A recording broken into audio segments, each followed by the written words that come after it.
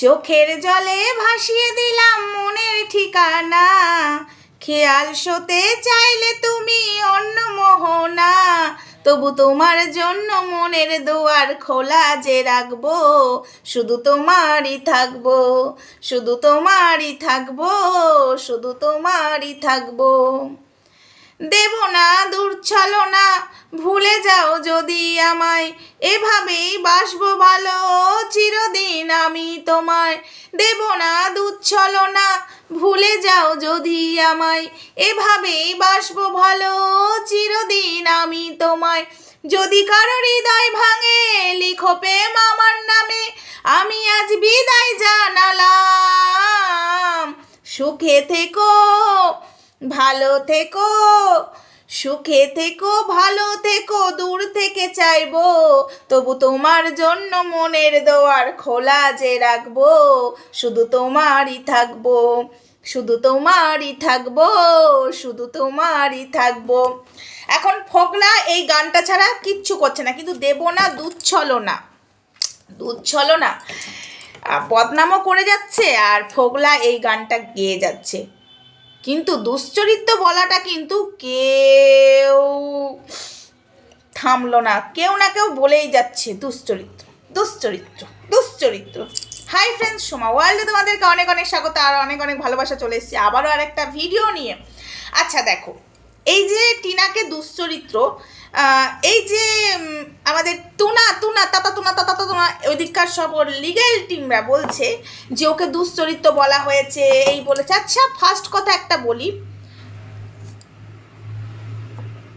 বর থাকতে উন্টুকুলুকুলু ইন্টুকুলুকুলু করেছে, সন্দীপ বলেছে দুশ্চরিত্র, তারপরে সেবকও বলেছে দুশ্চরিত্র, ঠিক আছে, যে কিনা এই কাজটা নিয়েছে, যে কিনা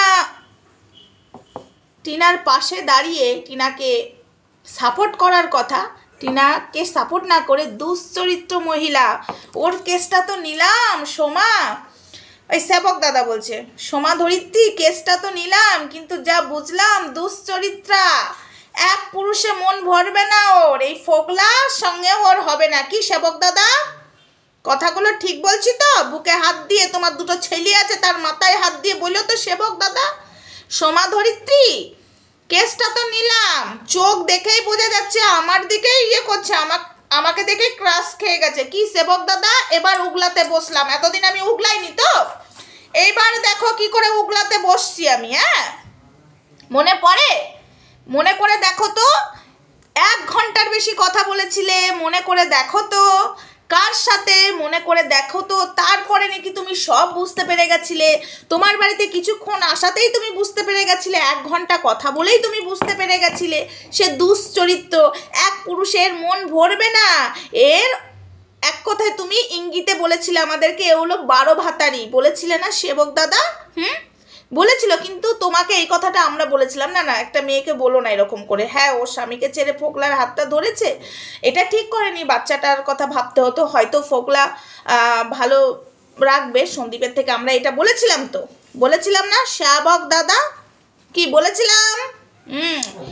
এই সেবক দাদা যে মেয়েটাকে প্রোটেকশন দেওয়ার কথা, সেই মেয়েটার চরিত্র বিক্রি করছিল আমাদের কাছে, দুশ্চরিত্র। দেখবে একদিন ফোকলার সাথেও হবে না, ও ফোকলাকে সরিয়ে দিয়ে 3-4টে পুরুষকে নিয়ে থাকবে।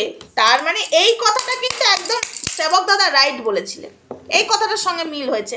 কিন্তু তুমি তোমার ক্লায়েন্টের নামে আমাদের কাছে যেভাবে নোংরা কথা বলেছো, এখন সাধু সাজলে হবে? আমার তো মনে হচ্ছে এই নোংরা পথে তুমিই নিয়ে গেছো, আমার তো পুরোপুরি মনে হচ্ছে। ও নাই সন্দীপকে ছেড়ে ফোকলার হাত ধরেছিল, কিন্তু ফোকলাকেও সরানোর ক্ষেত্রে তোমার হাত আছে, এবং আরও যে পুরুষগুলোর সঙ্গে যেসব নামগুলো উঠে এসেছে সেগুলোও তুমিই মনে হয় ঠিক করে দিয়েছো, তাই না সেবক দাদা? দুশ্চরিত্র কি শুধু সন্দীপই একা বলেছে, এবং আরও যারা বলছে তারাই কি একা বলেছে? দুশ্চরিত্র তো এই টিনার দাদাও বলেছে, টিনার বাবা মাও বলেছে দুশ্চরিত্র একটা মেয়ে, ঠিক আছে? এই কথাগুলো আমরা জানতে পেরেছি একবারে সেবক দাদার কাছ থেকে। হ্যাঁ ক্ষমতা থাকলে সেবক দাদা আসুক ক্যামেরার সামনে, এসে বলুক বলুক, ওর ছেলের মাথায় হাত দিয়ে বলুক এই কথাগুলো, ঠিক আছে? দুশ্চরিত্র মেয়ে ছেলে তো তোমরাই বার করেছো টিনাকে, আবার সেই টিনার পাশেই তোমরা আছো, ভেবেও না হাসি পায়। ও মাই গড, সেই মনে হয় না রেপিস্টরা আবার বলছে এই ওই মেয়েটাকে তুই কেন রেপ করলি, এইদিকে সকাল থেকে রাত অব্দি রেপিস্টরা অন্য মেয়েদেরকে রেপ করে বেড়ায়, এবার অন্যকে জ্ঞান দিচ্ছে। এই হয়েছে এদের অবস্থা, বুঝেছো? এরা টিনার চরিত্র বিক্রি করেছে আর টিনাকে খারাপ পথে নিয়ে গেছে। আমি আবারও বলছি, একটা মেয়েকে খারাপ পথে নিয়ে যাওয়ার কারণ কিন্তু এরা, একটা মেয়েকে শুধরাবার জায়গা ছিল, মানে টিনাকে শুধরাবার জায়গা ছিল, কিন্তু এরা শুধরাতে দেয়নি। ওই যে কারোর আশকারা যদি পেয়ে যায় তাহলে তো যে নোংরামো করে সে তো আরও করবে, আর যদি কেউ আশকারাই না দিত সে নোংরামো করেও ভাবতো যে আমাকে তো কেউ সাপোর্ট করছে না, আমাকে তো কেউ ভালোবাসছে না, তাহলে আমি নোংরামো করবো না। এটা কিন্তু টিনার মধ্যে রিয়েলাইজ হতো, কিন্তু এরা হতে দেয়নি। হ্যাঁ বন্ধুরা, এরা হতে দেয়নি, তাই সন্দীপের দিকে সব দোষ। ও তুনা দিদি, তোমার কি মাথাটা গেছে? ওই বেলুন তো বেলুনগুলো তো একদম পেটের দিকে ঝুলে গেছে। কালকে দেখলাম লাল নাইটি পরেছিলে, কাপ্তান নাইটি, একদম বেলুনগুলো পেটের সঙ্গে মিলে গেছে তো। হ্যাঁ, এত টেপাটেপি করলে হবে? বেলুন দাদা, বেলুন আস্তে করে টিপলে দাদা চুনার বেলুন নরম পাবে, জোরে করে টিপলে চুনার লাউ বেলুন ফেটে যাবে। তখন কি হবে? টোনা দিদির সব মাথা থেকে সব বেরিয়ে গেছে গো, বেরিয়ে গেছে, কিচ্ছু কাজ করছে না। সেই ঘুরে ফিরে সন্দীপের দিকে, সেই সন্দীপ বার করে দিয়েছিল। কি কেন বার করে দিয়েছিল? কেন সন্দীপ বার করে দিয়েছিল? কেন করে দিয়েছিল? সন্দীপ কিন্তু বার করেনি। এটা রিজন দেখাতে পেরেছো? যেটা বলছো সেটা ভুল, ঠিকঠাক রিজনটা দেখাও, ঠিক আছে? সোনা দিদি, আজকে এই যে টিনার আর সন্দীপের যে অশান্তিটা হয়েছিল, সন্দীপ কিন্তু আশায় ছিল টিনা আসতে পারে। সন্দীপ এটাও জানতো ফোগলা কোনোদিন সংসার করবে না, আশাতে ছিল।